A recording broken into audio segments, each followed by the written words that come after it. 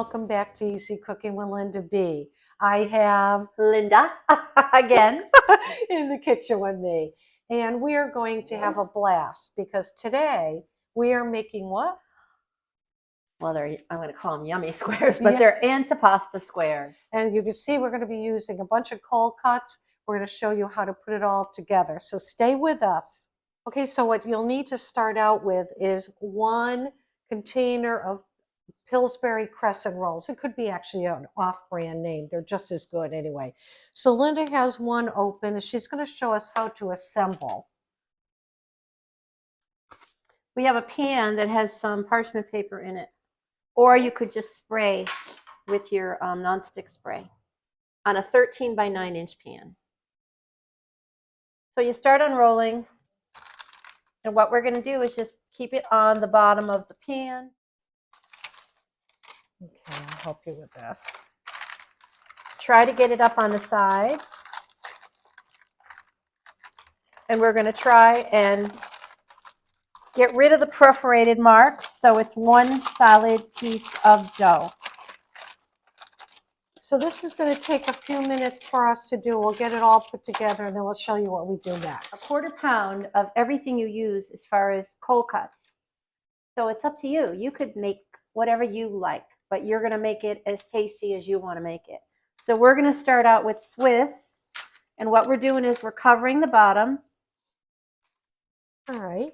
Okay, and now we're going to do imported ham. And once again, you could do whatever kind of cold cuts you like. So make it to your liking. Whatever you do, it's going to be delicious. But this is a great recipe for parties and appetizers and games. And the good thing about it is once it comes out of the oven and cools, it's delicious cold too. It's really good. Make this ahead of time and put it in the refrigerator in an airtight container. Now we're putting the mozzarella. So we put imported ham, and we put Swiss and slicing mozzarella. And we have, is that Genoa? Yeah, Genoa. Do you want to do Genoa next and then turkey, or because this recipe actually calls for pepperoni, and we're choosing not to use a pepperoni. We're going a little bit healthier. Yeah, exactly. I think everyone's got that idea. But it's kind of fun to make. It's like putting together a puzzle. Yeah. And instead of making one of those, okay, here we go. What's it called? A board. Oh, charcuterie. One of them. I can't say the name.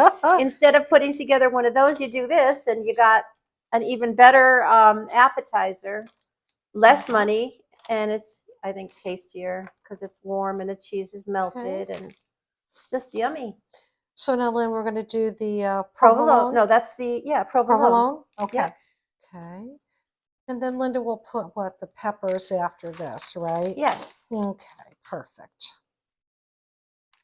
You could break that in half. Okay. All right. So now, when Linda finishes up with that cheese, then we're going to take these are Pequillo peppers. I used them in my last video. So these, like I told you, they come in a jar, they're whole, and I just split them in half. So now Linda's going to take these and put them on top of the cheese. Or if you're using roasted peppers in the jar in olive oil, just make sure you shake the olive oil off of them so they're not really wet. Oh, sorry. These look so good. Oh, these are really great peppers. I love these. This is a happy appetizer. So we're just going to use what we have. We'll play with this a little bit.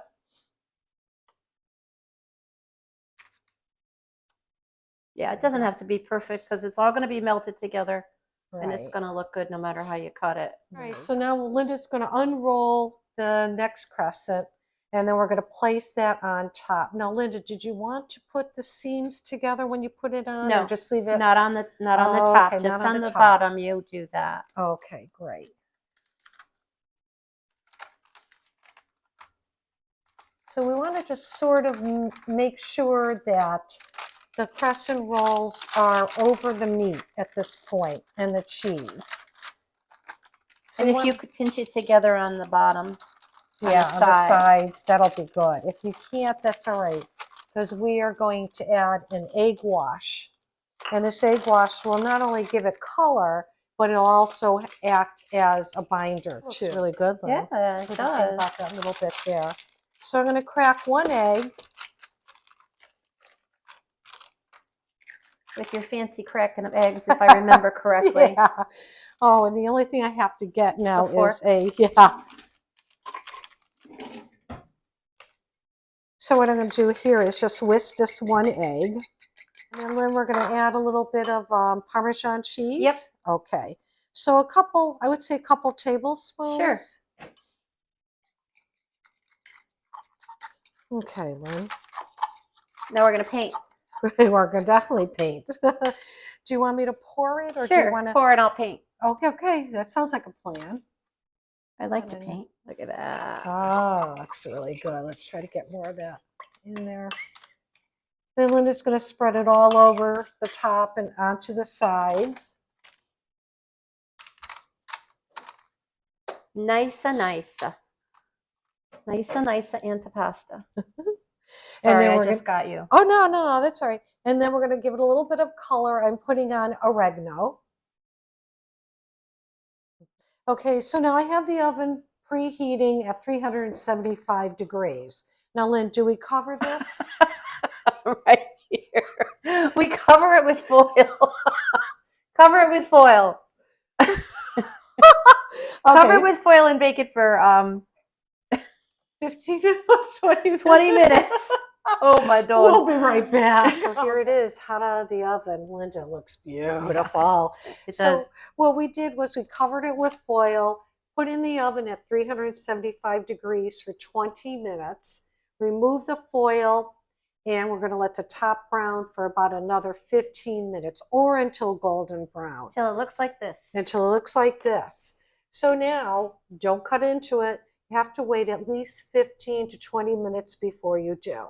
To let it sit. Yeah, I'm sorry. No, that's okay. What were we going to say? To let it sit. To let it sit, exactly. And then once it's ready, we'll cut into it and we'll taste it. So here they are all cut up. They're ready for party, ready for Super Bowl. And now Linda and I are going to try a taste. So here we go. Cheers. Cheers. Mmm. Yum. Mm. Beautiful inside. See the pepper and the meat and the cheese. Mmm. Yummy. Oh, this is delicious, Linda. I love it. Mm.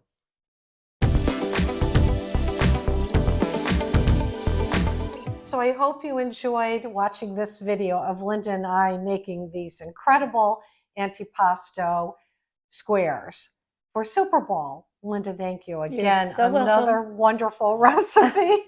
It's always fun. It's always fun. I love to cook. She loves to cook, and we love to have a lot of fun. And I love to eat. And we all love to eat. So remember, everyone, enjoy life and never stop learning. Bye now. Bye-bye. Bye.